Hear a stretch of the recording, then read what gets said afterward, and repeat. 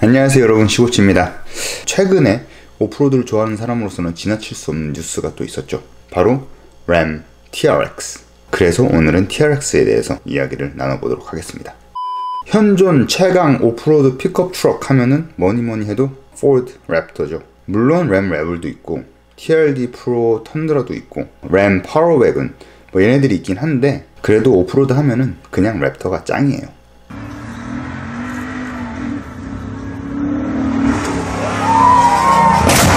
랩터는 2010년에 나와가지고 지난 10년 동안 엄청난 영광을 누렸죠. 엄청나게 잘 팔리기도 잘 팔렸고, 포드의 이미지 메이킹을 하는데도 좋은 큰 몫을 했다고 생각을 합니다. 포드 레인저라든지 브론코라든지 이런 다른 오프로드 후속작들을 만드는데도 큰 도움이 됐다고 생각을 해요. 이렇게 포드가 승승장구를 하고 있으면 누가 배가 아플까요? 램이 배가 아프겠죠.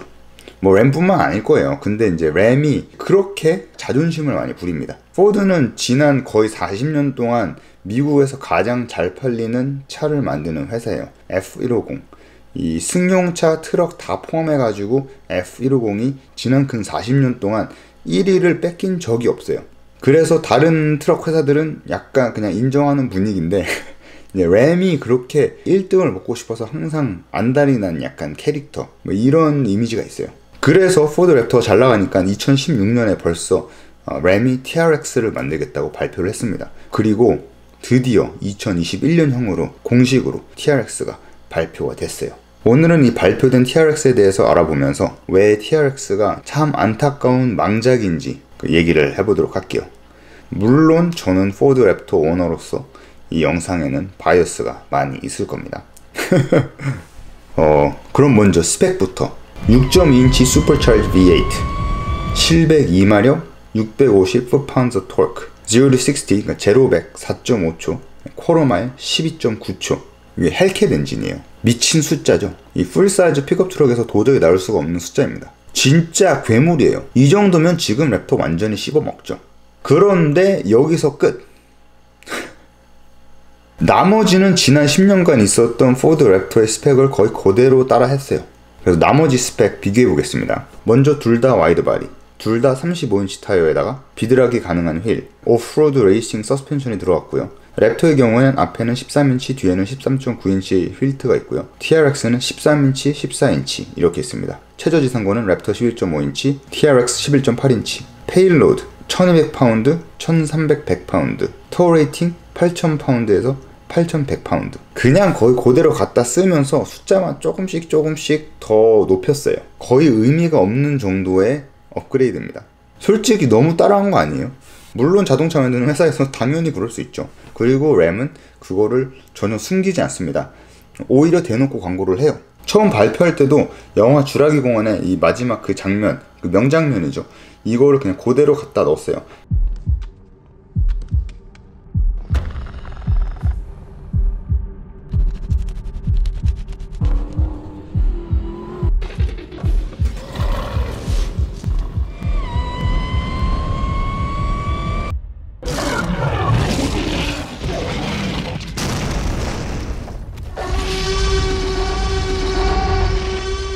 근데 이게 제가 볼 때 너무 안습이라는 거예요.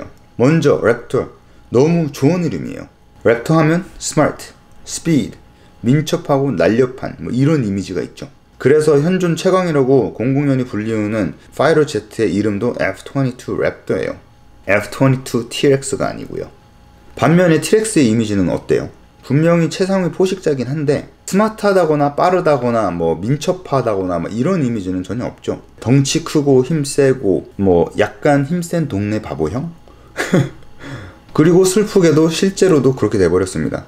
램 TRX 무식하게 힘세고 랩터보다 좀 더 크고 그다음에 훨씬 더 무겁고, 그래서 그런지 연비는 아예 발표를 안 했어요. 이제 램 TRX의 발표를 보면서 딱 제가 기억이 난 게 있습니다. 완전 데자뷰였어요. 20년 전 데자뷰.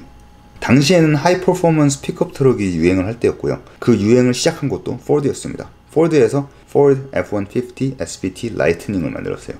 이 라이트닝은 1세대와 2세대가 있었는데 1세대는 93년도부터 95년도, 그리고 더 잘 알려진 2세대는 99년에서 2004년까지 만들었어요. 엔진은 5.4L 슈퍼차지 V8, 최대 출력은 380마력.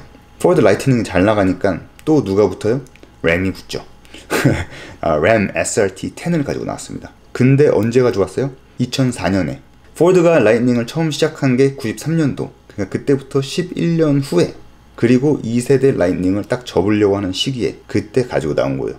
그때 가지고 나오면서 어떻게 가지고 나왔습니까? 무식하게 다지 바이퍼 8.3L V10 500마력짜리 엔진을 달고 나왔습니다.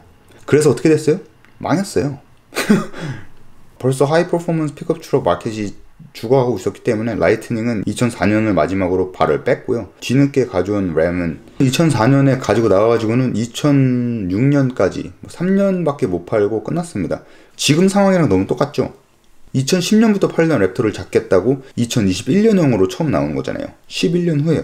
그리고 그것도 2세대 랩터가 딱 멈추려고 하는 딱 그 시기에 맞춰서요. 너무 시기가 안 좋아요. 이제 3세대 랩터 나올 거거든요. 램이 도발을 했으면 안 되는 게, 아니 도발을 하더라도 너무너무 타이밍이 안 좋은 게, 새 모델 F-150는 벌써 공개가 됐고 당연히 새 F-150를 베이스로 한 이제 3세대 랩터가 나올 텐데, 지금 3.5 이코부스트 V6 트윈 터보 스마트하게 이 엔진을 쓰고 있었는데, 포드가 더 크고 무지막지한 엔진이 없어서 안 쓴 게 아니거든요. 쉘비 GT500의 5.2L 슈퍼차지 V8이 벌써 개발이 끝나 있고요. 그 엔진은 760마력입니다. 그게 3세대 포드 랩터에 달려 나온다. 그럼 게임 오버한 겁니다. 그러니까 램은 스스로 무덤을 파는 것밖에 안 되는 거예요. 괜히 티렉스 이러면서. 물론 저는 포드가 출력을 조금 높일 수는 있겠지만 그래도 3.5L 엔진을 고수를 했으면 좋겠어요. 솔직히 500마력만 넘어가도 그 데일리로 쓰기에는 좀 비현실적인 이제 홀스파워거든요. 기름만 엄청 먹고요. 그래서 결국 제 생각에는 이 램 TRX는 분명히 엄청나게 좋은 트럭임에도 불구하고 빛을 보지 못하고 무식한 따라쟁이 이미지만 얻게 되는 참 안타까운 망작이 되지 않을까 이렇게 생각을 합니다. 이번엔 이렇게 짧게 오프로드계 최상층 천상계에 있는 픽업 트럭들에 대해서 이야기를 나눠봤고요. 그러면 다음번에 또 뵐게요. 안녕히 계세요.